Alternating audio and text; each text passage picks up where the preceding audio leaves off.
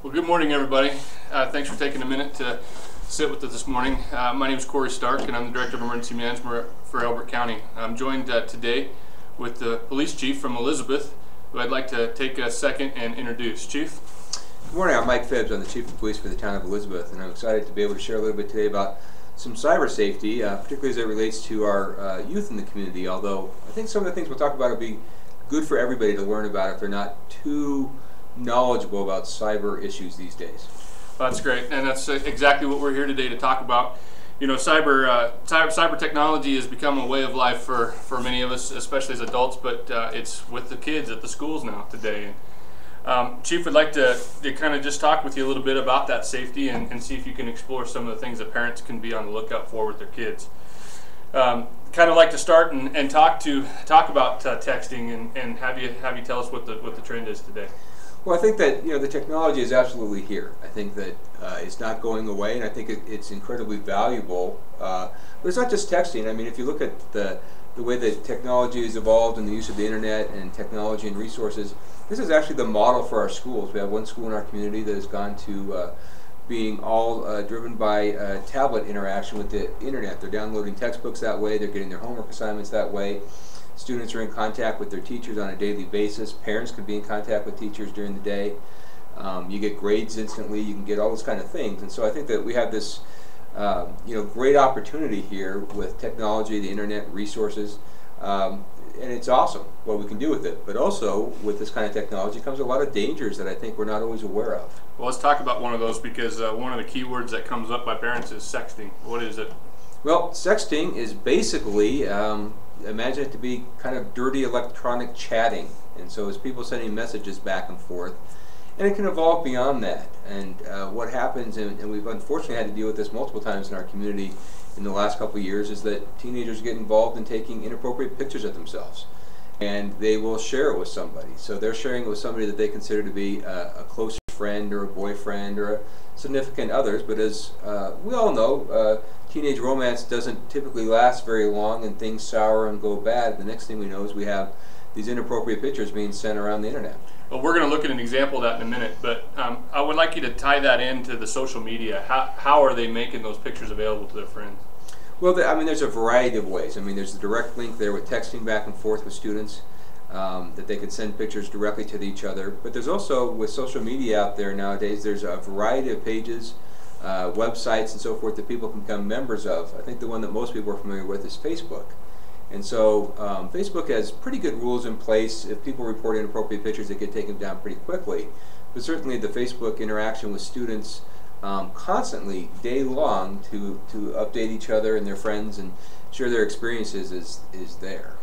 Well, and that brings us to another point that parents have talked about that I'd like you to expand on, is cyberbullying and how that ties to the social media, the direct pictures, and the texting. Well, when we have the media going on online and people sharing all day long, when people start to tease each other online or vent their frustration with somebody else, it can kind of turn into a bullying problem that is quite serious. I mean, it's actually led to teenage suicide. And I think one of the big problems with it is that people do not understand the difference between bullying in person, which is bad enough, and bullying in cyberspace. When you don't have that interaction with another person to read their body language, to see what their emotions are, to hear their voice, you have no idea of the emotional damage you might be causing to another person, or that they're even listening. With social media, everybody can spread the word. It's an opportunity for rumors to spread incredibly fast, and you don't know what the reaction to people back is. In person, a bully will always stop unless they're a sociopath. You can read the body language on another person and see when you've broken them, and you would stop.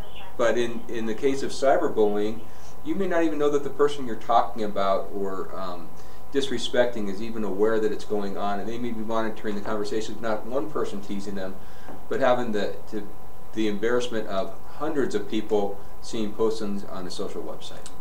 Well, you and I talked about that earlier, and talked about how parents at home might start to see or look for some of those signs that their kids might be involved in some of that, or a victim of cyberbullying. And is there something that folks can be looking for with their kids, or resources that they can go to learn more about signs at home for cyberbullying?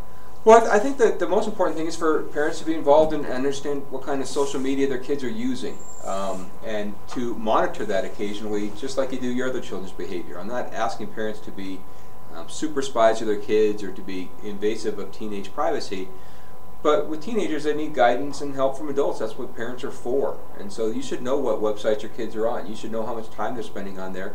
You should get on there. My son has a Facebook page. The only person under the age of 18 on my Facebook page is my son, because I want to see what he's doing online so that I know what he's involved in and what his friends are saying. Well, that's a great point, and that's a great segue into the next topic we were going to discuss, was internet predators.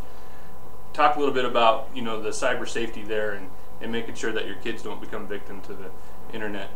Well, I would always encourage everybody to never friend anybody or become friends with people online that you don't know. There are, unfortunately, again, we've dealt with some cyber predators in our region. We're members of the Colorado Internet Crimes Against Children Task Force. And anybody can be anybody online. And you may think you're talking to one person and you're not. The problem is that you put so much information about yourself up there that it's easy for somebody who's a cyber predator to stalk you and to find out about you. People have their phones set up to tell what locations they're at. They put pictures of themselves up there. They talk about who their family members are. They talk about their school. They talk about what teams they're on. They talk about their new car and show pictures of it. It's not hard, if you're not trying to be aware of what you're doing, for somebody to know everything about you very quickly, and unfortunately sometimes use that against you.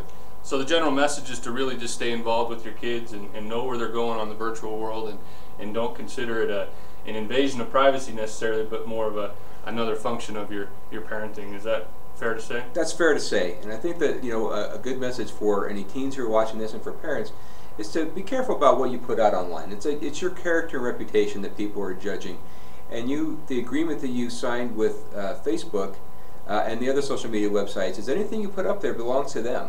So you can put pictures up there that you think you've removed. It stays on their servers forever. And you just can't get rid of it. And so when you put pictures of yourself up there that are inappropriate, when it gets on the internet, you can't get it back. Employers now, colleges, all kinds of people are using social media to do background checks on people to find out what kind of character this person has. So, you know, once the pictures are out there, or inappropriate comments, or things that you might have said in a group of 2 or 3 people a couple years ago, and it would have stayed that way, it's not that way anymore. If you put it on the internet, it's out there for everybody, and it's out there forever. That's a great point. Definitely have to be safe. You know, another thing I want to transition into as we continue to talk about texting and social media is, let's talk about the safety on the road and in the workplace. You know, so often today kids are texting while driving. Can you talk a little bit about the, you know, both what's the word I'm looking for, the end results, and then some of the legal stuff that's involved in that? Well, I mean, one of the big problems we have now is texting while driving. It's a distractant that is causing accidents. Consistently, it's causing deaths. And so for new drivers, it's illegal in Colorado to be using your cell phones at all for texting or for taking phone calls when you're a brand new driver. So kids need to be aware of that. But distracted driving is a problem for adults as well. I would expect that in the next couple of years that may overtake drunken driving as the leading cause of fatalities in our country. So you need to be aware of that, and remember that 5 years ago, before you texted every day, people could wait a little while to get a hold of you. You could wait until you get home. You could wait till you get to work. If it's important, you can pull over safely someplace, get your conversation done, and then get back. So there's that. And I think there's also the problem of the instant communications there, where people need to kind of be aware of what they're texting and spreading false rumors that cause problems for us. In law enforcement and public safety in general, all the time people are making assumptions about what we're doing and starting to broadcast that to their friends and starting a panic at times. It's not true. And so I like to remind people that it interrupts public safety. It starts new problems for us when you're doing that, and just be careful about what you're spreading. And we will put the information out there for you in an accurate and quick way. That's a great point. Public information is a critical tool, especially to the parents out there, and as it results, or revolves around their kids at school. So we'll talk about that in a second. Chief, real quick, I'd like to take a look at that picture that you've got, just kind of give an example of what it looks like. So and go ahead and talk about it. Okay, well, I've shaded everybody what typically you might see on the internet in pictures like this. Teenagers are notorious for going into bathrooms and using the mirrors in there to take pictures of themselves. What you're not seeing here, fortunately for all of you, is me topless and my bare chest. So keep in mind when your kids are check their phones every once in a while and see what pictures they have stored on there and what appropriate pictures they're taking or not. It's easy when you're a teenager to use poor judgment that you're going to regret later on taking those kind of pictures. That's a great point. And you know, with devices that the kids are using, from phones to the iPads, I mean, the world is at their fingertips and it fits inside their pockets. So we're just really urging that they take a few extra minutes to engage in your kids and know what they're looking at and where they're at for just the whole family safety. Chief, I really appreciate you taking the time today to sit and talk with us about this, and as we continue the initiative to make our communities safe. Real quick, I'd like to throw another slide up here and find out how folks can contact you. You can always reach us at the Elizabeth Police Department. And as I said, we're going to be broadcasting information all the time. We share resources with the Emergency Management Office, we share with the Fire Department and the Sheriff's Office. When we have a big incident, we will be broadcasting on Twitter to give you actual, factual information from people in charge. So, you can follow the Elizabeth Police Department at ElizPD on Twitter. We are linked to our Facebook site. You can find information from us there. I would encourage everybody to, if you're not a big Twitter follower, that's great. But there's some things you should put in there so that when there is an emergency, you are following the right people. So look to follow your fire departments, look to follow your police departments, the Office of Emergency Management, the Colorado Emergency Management Office. There's a lot of places that are giving out factual information there, and that is an excellent use of Twitter to find out factual information and not speculation from people who are guessing at what's going on.